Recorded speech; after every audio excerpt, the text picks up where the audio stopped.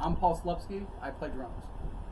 I'm Mitchell, and I play guitar. I'm Glenn Truitt, and I play bass. I'm Brian Sherrill, and I play vocals. And what got you into metal? So, from like as early as I can remember, my parents have been like playing like rock music, like Queen, and that type of shit, like Pink Floyd, ever since I was like really young.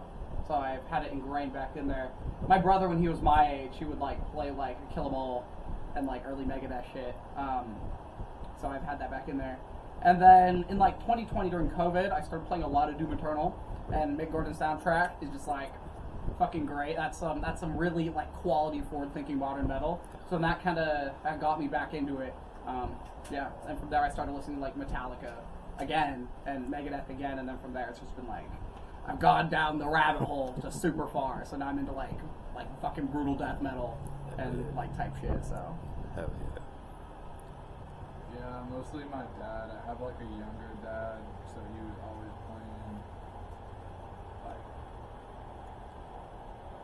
metal, I guess. He was, I mean, obviously Metallica, Megadeth, all them. And then as I grew older, as like he said, I just went farther down. And I think what got me into metal was listening to Z-Rock on the way to work with my dad and stuff, listening to AC/DC, and my grandpa got me an Ozzy CD one time, and then I would listen to that a lot, so I think Ozzy. And then I went and saw Ozzy at Aftershock, so made me want to get into it more, I guess.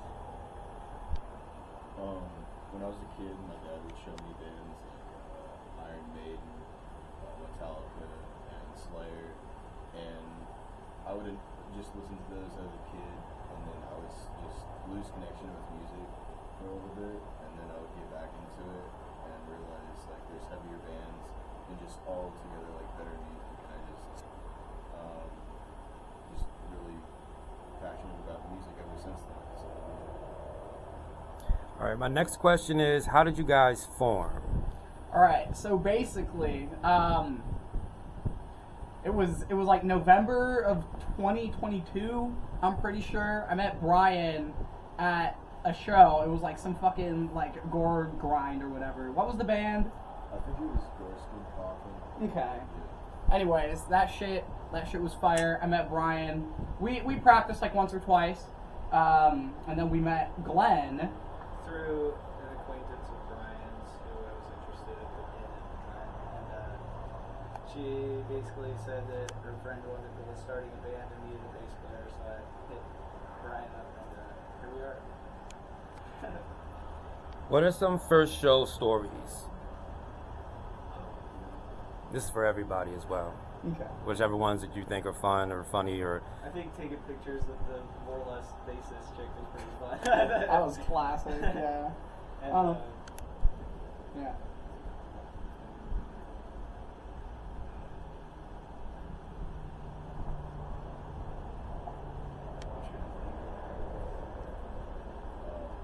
Going out to like Petaluma for the Phoenix Theater show. That was a pretty crazy one. Yeah, I know they're calling on that.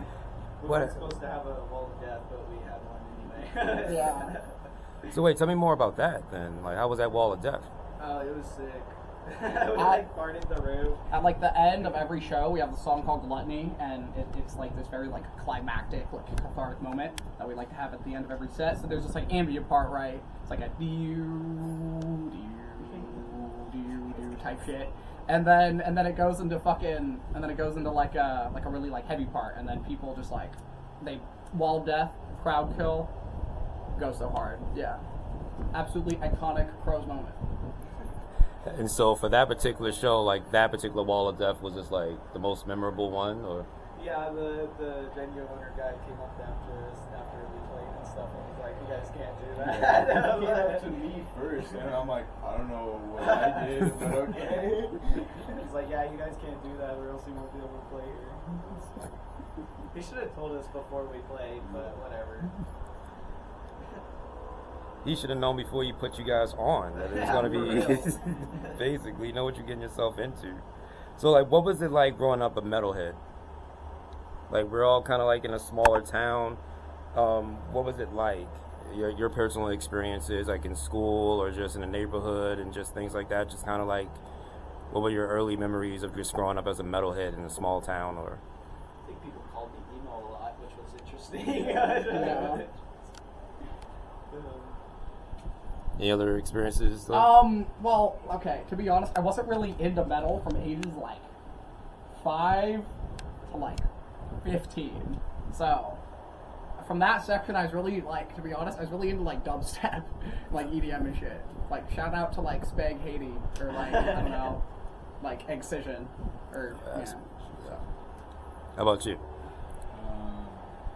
I'm not from Chico. I'm from Paradise, and most people there listen to like music by like Coors Light and Ford F-150, and that's just like.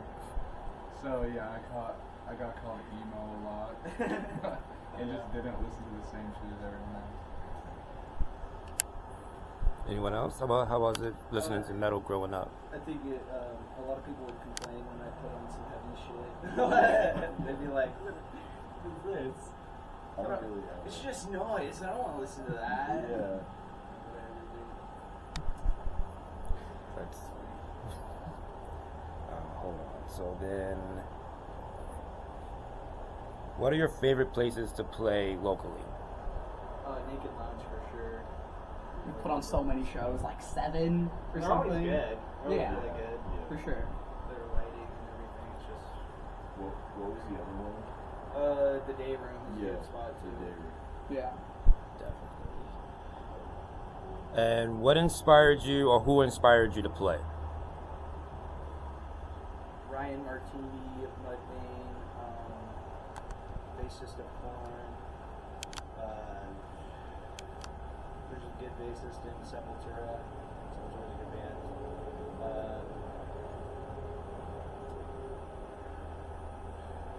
don't know why I'm spacing right now.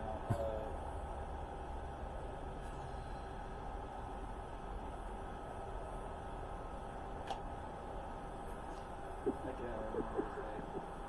The bassist for Primus. Les Claypool. Yes. Yeah, Les Claypool for sure. Yeah. The singer for Goatport, he like pointed at me at my second ever like major concert, which was the Guar concert. Shout out Guar, my favorite band. Yeah, and after that, I was like, yeah, I'm gonna be a vocalist at some point, because I had to from that. So that's what inspired me.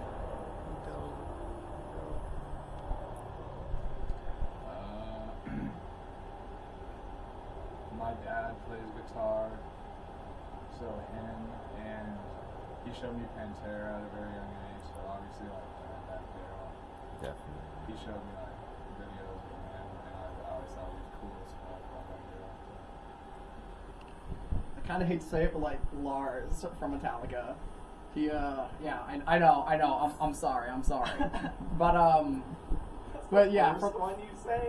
well, well, he was like my main inspiration to begin with. Now Okay, that yeah, I'm that like, makes hey, sense. now that I'm like, my mind has expanded. Thomas Hake from Meshuggah, best drummer, best metal drummer ever, and it's like it's not really that close. So Bleed is like incredible. I don't know if any like metal song will ever top that in terms of like drumming, but you know, we just have to see.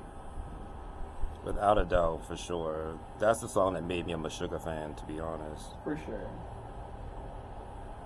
Okay, let's see. What does the music scene mean to you? And I'll just go around and circle it. Sure. Well, without the Chico scene and without like the Naked Lounge and bands like Sedition, you know, I don't think we would have had, you know, the success that we did. I do credit those guys in large part for giving us a platform to do our thing.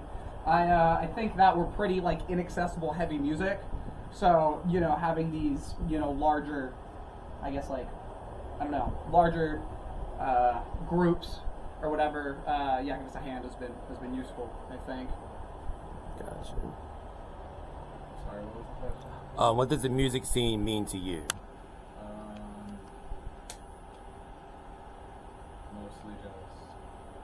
Mostly friends that I listen to music with.